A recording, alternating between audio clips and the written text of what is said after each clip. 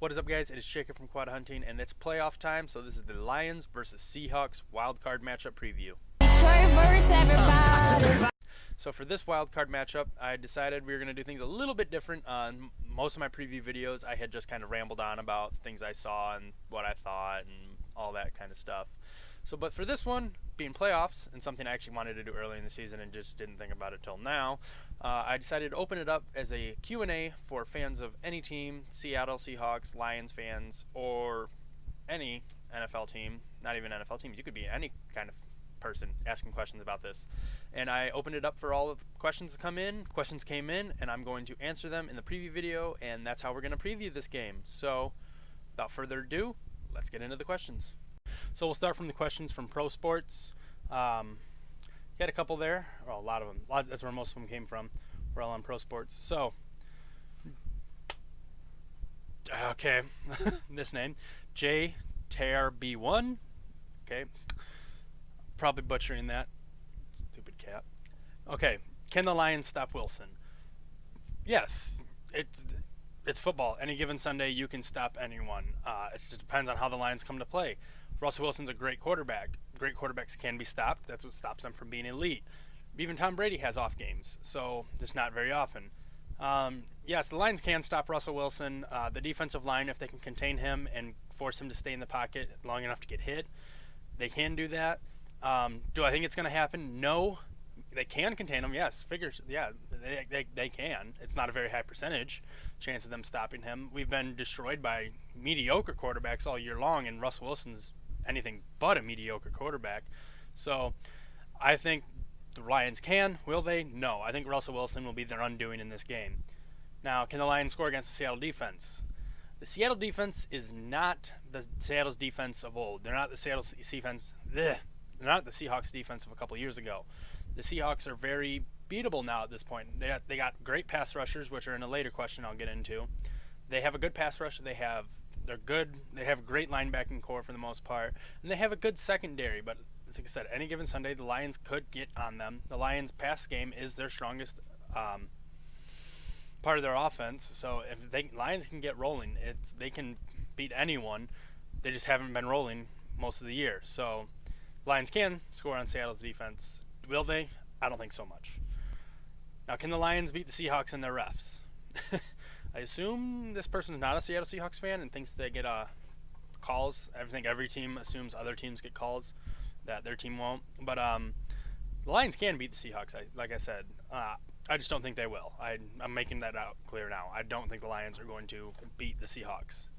As far as the refs go, this is the same refereeing crew that was with the Lions in the Titans Week 2 matchup, and that it was insanely high. It was in like the 20, almost over 20 penalties or something like that. This refereeing crew actually was the crew that threw the most flags every game, like 18 point something. The lowest was 14 point something. So it doesn't sound like there's a lot of discrepancy there, but when you have some games where you throw over 20, it's a lot.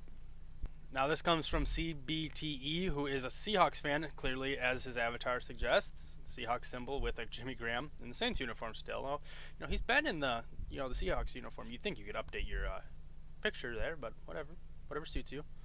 Will Devin Hester make any impact in the return game? No. He can, but no. The Lions special teams is one of the better special teams.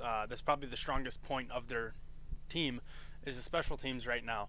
Sam Martin is a great punter who can put the ball anywhere he wants it, as evidenced by how many times he puts it inside the 20, and he's only had like 3 touchbacks all year long this year, as many times as he punted. So, and there's not a lot of return yards against him because he has 2 of the best gunners in the NFL. He has Don Carey and Johnson Batamosi, who are both great special teamers, just awful defenders. So, I think Devin Hester will be pretty limited. And returning against the Lions, I don't think Sam Martin takes him out of the end zone almost every time he kicks off, and then he's hitting them perfectly to where the return guy hardly has room to move and has to call for a fair catch. So I think his impact in the return game is nothing. I don't think he's going to have anything. Now, of course, I said that he's going to. CBTE Also asks, with the emergence of second-year man Frank Clark, do the Seahawks have the best pass rushing trio in the league? Clark, Averill, Bennett. And out of those three, which do the Lions fear the most? I don't know about the best because I didn't compare them against the top with other teams' top three. But just saying their names, it says it's got to be up there in terms of the best. I mean, those three guys are lighting it up. That's a feared pass rush trio right there. And then out of those three, which one would I be scared of the most? Clark and Averill both have ties to Michigan with Frank Clark going to U of M and Averill playing for the Lions years ago, being drafted by the Lions and playing there till at least 2012, 13 maybe. I think it was 12 though. And Averill was a multi-sack guy for us, and so he's only thrived even more in Seattle. So, and Bennett and his brother, they're like the sarcastic smart asses of the league, I guess you'd call them those. So they're three names. I fear Averill the most just because I liked him when he was on the Lions, and I wish he would have stayed with us. But I fear him the most. It's playing against the former team. You have a little more drive, I think, to play harder against them. So I fear Averill most out of those. And then he also asks, with both Jimmy Graham and Doug Baldwin as both essentially beastly stud wide receiver number one targets, which star should the Lions defense focus on limiting the most? This is kind of like a pick your poison type thing. Darius Slay is our best corner and is going to be matched up against whoever the Lions see as the biggest threat, which I would assume would be Jimmy Graham. I don't know though. They might put Slay on Baldwin and let bracket coverage cover Graham, or they might just put Slay on Graham and then do the same over on that side. You might see some of that going on the whole time. You might see Slay covering both of them. So I would focus mostly on Jimmy Graham just because he is the freak athlete. He's the one that this year has been his year at the Seattle. He's kind of been, he was a top-tier tight end / wide receiver in New Orleans, got traded to Seattle, and then you saw his production just fall right off. This year, for whatever reason, maybe he's finally getting the communication with everyone, asking for his shots. He shot back up. He is looking really good. I would focus mostly on Jimmy Graham just because you know what he can do. And Doug Baldwin's great. Don't take anything away from that. But myself as a coach, I'm focusing on Jimmy Graham. Snurb, who is clearly a Packers fan and a fan of blondes, asks, what's the best part of the Lions offense and how does that match up with the Seahawks defense? As I said earlier, the best part of the Lions offense is definitely their passing game. Their offensive line is built to pass block. Their running backs are mostly pass-catching guys, the guys that can catch out of the backfield, leading that with Theo Riddick. I'm not sure if he's going to play yet. I'm going to pull up the injury report later, and that'll be at the end of the video. So he's definitely a great pass catcher. Then you go to the wide receivers. You have Tate, Jones, Bolden, and Andre Roberts has even been involved lately. TJ Jones has been getting some catches. Stafford's been looking to him. So he has 5 targets there. He has 5 threats there. Then he has Eric Ebron, who's looking a lot better this year than he has in years past, and looking like he's finally living up towards where the Lions drafted him. So Stafford has plenty of weapons to throw to. The offensive line is built to protect Stafford, but the Seattle Seahawks are built to get to the quarterback. Like I said earlier, with the trio with Averill, Clark, and Bennett, they're built to get to the quarterback. And then you got all their secondary guys. And you got Richard Sherman. I think is it Chancellor still there? They have a really good safety. I can't remember if it's I think Cam Chancellor left. Can't remember the name of the other safety right now. That's going to bug me the rest of this video. But their secondary is built to be, they're not getting as many turnovers this year as they have been, but in years past, like I said, this is probably the most beatable they've been defensively. Their defense is not as good as it was in years past, but it's still good. So Snurb also says it should be a low-scoring game. 17 points might win this one. I totally agree with that one. Before the Cowboys game, the Lions' defense was actually pretty good and had been holding the opposing offenses down to under 20 points. Those itches.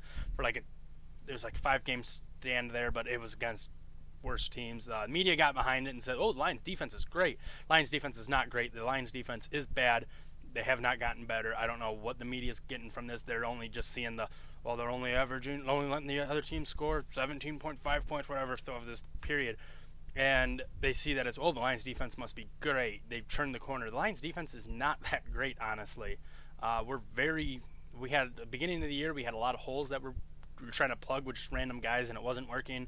Got some guys coming back from injuries, but you can see like our secondary is in pieces. Glover Quinn and Darius Slay are pretty much your top two guys there, and that's a bad thing. They're good two guys, but behind them is mostly a mismatch of parts that just right now we're plugging in for injuries.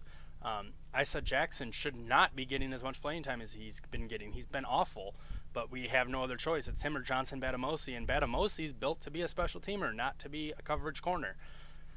So the Lions defense is very susceptible to being blown up like they were against Cowboys and then against Green Bay. So I think if you're going like it's those Lions offense matching up against the Lions strong point matching up with the Seahawks strong point, and the Seahawks slightly weaker strong point. I mean, their offense is still great.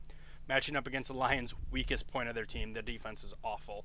So I mean, that's why I'm saying Seattle's going to win this, but. Who has the better special teams and why? This is asked by Ron F. Borges? Yeah. The better special teams, I mean, both special teams are great. I'm going to say, I know this is a cheap way of saying it, but I'm taking the push. I'm going to have to say they're both pretty lined up. I can't pick one of the other. Will special teams be a factor in this game and why? Is also asked by Ron. I do believe special teams are a factor in every game, but this might be a little different than most people see as a factor. You know, I mean, you might think of a factor as the special teams put a lot of points on the board, like kick returns, punt returns, and a lot of field goals. That's definitely having a factor in the game. I don't think it's gonna be that kind. I mean, I think you'll see field goals, but like I said earlier, I think the Lions have a great punt return team or punt block team that will stop them from getting touchdowns, and I think the way this is going to have the impact is field goals in the punt game, getting the opponents pinned back inside their 5, inside their 10, that kind of thing. That'll be the impact of the game, making both teams take these long drives down the field to get any points. We're going to go over to Facebook now for the one question, and this is asked by our friend Colin Lamore, our Notre Dame analyst from the college football season, and then he's been on a couple times for other things, but he asks, how much will Matt Stafford loathe his offense and despise Jim Bob Cooter by the end of the game? I can't speak for Matt Stafford.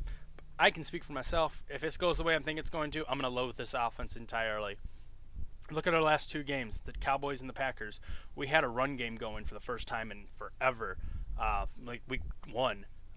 Zach Zenner was getting it going. He had good carries. He was consistently getting yards. He had 3 touchdowns over the last 2 games.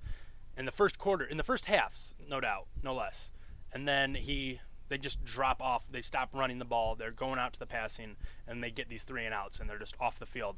And they hardly get any possession time in the third quarter, which is the most. I want to say it's almost the most important. You want to come out on fire after halftime. You want to come out with momentum, and more often than not, we're giving the other teams that momentum, even though we're going into halftime with a lead. We abandon the run game. We go to passing for whatever reason, and we end up losing the game. So I can loathe the offense. I can't speak for Stafford, but Jim Bob Cooter I don't think is the second coming like everyone was expecting him to be or after last year. Not saying that's bad. He's been a great offensive coordinator compared to definitely Lombardi, whatever his first name was. I'm not even going to try to remember him. He was a shit pile. But compared to him, he's definitely better, but I don't think he's like this fantastic offensive coordinator that's changing the way football is played, like a lot of Lions fans want to proclaim him, especially watching him over these last couple games. Caldwell definitely needs to get in his ear and change something with that. That's not acceptable, the second halves we've been having lately. And then for our last couple questions, we're going over to field goals, the Seattle Seahawks SB Nation page. I wanted to see what some of the fans there would think, what they wanted to know. So, going off on Junior Black asks about Stafford's finger. He says, how do you think that affected the final 3 games of the season? Do you think that was the root of the college struggles, or was it a complete team failure? I'm going to go along the middle. I've been saying in my past couple of videos that I've done, I think Stafford's finger is affecting him. He's just trying to downplay it. All you got to do is look at the throws. He's like the one, especially against the Cowboys. He threw the ball deep to Tate. If it was healthy Stafford, that throw was made 100 times out of 100. But with that finger, it was just short of where it needed to be, and it didn't get there. And ended up, it was a for sure touchdown if Stafford makes that throw. Stafford didn't make the throw. There were just a couple of other throws where he's throwing almost looks like right to the defender. Clay Matthews had a close interception that didn't happen because he just dropped it because he's a defender, not an offensive player. But I think it was also had to do with the complete team failure. Your offensive line had a bunch of issues. I mean, we were starting two different guys along the offensive line from the week 1 starting, and pretty much 3 different guys from what we were used to running towards the end of the season. So when you move Swanson back over to center and then put Laken Tomlinson back in after he had gotten benched at left guard, and we had Corey Robinson playing out at right tackle because Riley Reif was injured. So, that's you got offensive line issues. The run game gets going, and then it just completely drops off. They're putting it all on Stafford, and I gotta think that finger has something to do with it. That's just my opinion. I know a lot of Lions fans think that's nothing to do with the case, but Clutterheart asks, can we have Golden Tate back? Instead of me answering that one, I'm going to let a local Seattle Seahawks fan, Daniel Bryan, answer it for me. No!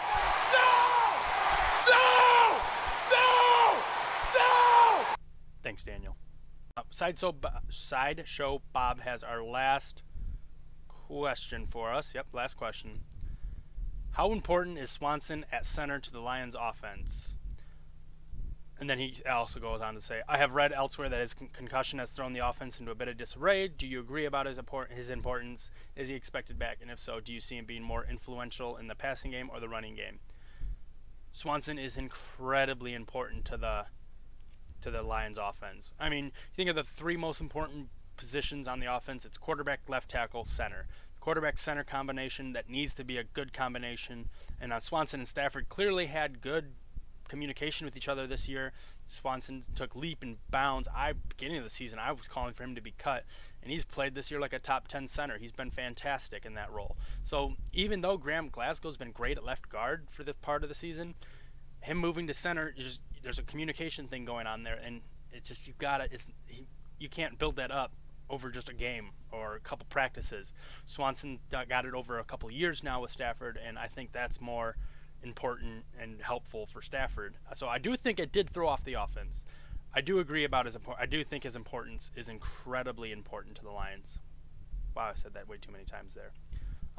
Is he expected back? I assume he is expected back. This will be week 3 without him. So I think the concussion protocol, he should be getting cleared up. I don't know how severe the concussion was, so that's always got something to do with it. But do I see him being more influential in the passing game and the running game? Passing game, he's a pass blocker. The offensive line is built to be a pass blocker. We're not really a run grading like the Dallas Cowboys offensive line is, with how they can just break open holes. Lions offensive line is not built like that, sadly. So I assume it's more passing than running because that's how the Lions are built. So thank you all for the questions. We're going to get into the Lions injury report right now, and then also have Seattle's injury report as well to see who's playing which. But thanks all for the questions. That was fantastic. I plan on doing that a lot more next season. And as I'm saying that, Travis Swanson is out against the Seahawks. He has been downgraded to out. He was questionable earlier. He has now been downgraded to out. So Travis Swanson will not be playing. So we're going to be sitting there with Graham Glasgow as our starting center.